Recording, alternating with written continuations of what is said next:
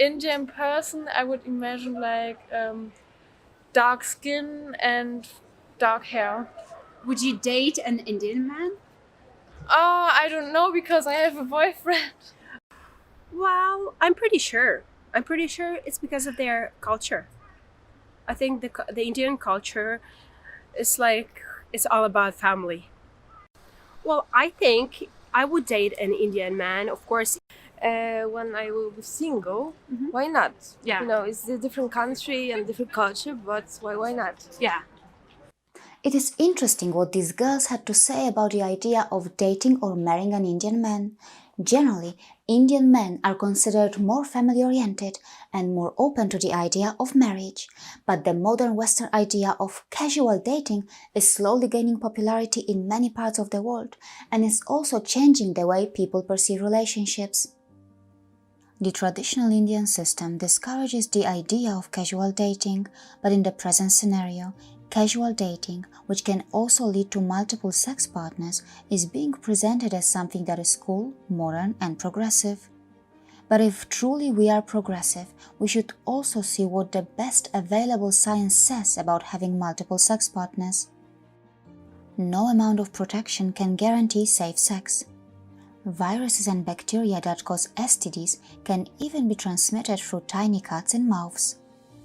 In America, half of all new STDs reported each year are among young people ranging from the ages 15 to 24. In America, CDC data also shows that in 2017, among US high school students, 40% had ever had sexual intercourse. 7% had been physically forced to have sexual intercourse when they did not want to. 10% had 4 or more sexual partners. 46% did not use a condom the last time they had sex. 14% did not use any method to prevent pregnancy.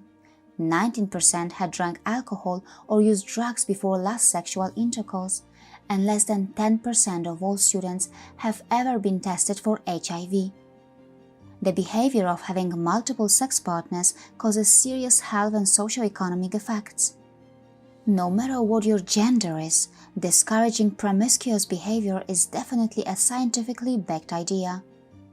From overuse and side effects of contraceptive pills to teenage pregnancy and labor complications, the effects of promiscuous behavior and risky sexual behaviors can be very detrimental to any society. Multiple studies have shown that people living in the Western nations usually have the largest number of sex partners, far ahead than what it is in a country like India. Are youngsters in the developing nations like India aware of where they are heading while adopting the Western sexualized cultures without any critical examination? The overall moral breakdown in the Western society has hurt many lives. In particular, the situation is more alarming in the homes with broken families. The failed Western experiments that have led to their damaged social fabric should be studied by the nations and countries which are still not in a very advanced stage of adopting Western cultural models. While doing this, the idea should not be to shame any country, culture or peoples, but to understand human behavior and to find out the factors that have caused psychologically damaged minds and psychologically damaged societies. And this becomes even more important as such is the impact of the mighty soft power of the former colonial powers and many Western nations that on many occasions it appears that developing nations tend to blindly search for ready-made Western solutions for their existing problems without any critical examination. As a result, not only they end up bringing the failed foreign experiments to their countries, but also they are not able to protect and preserve the best practices that they already have.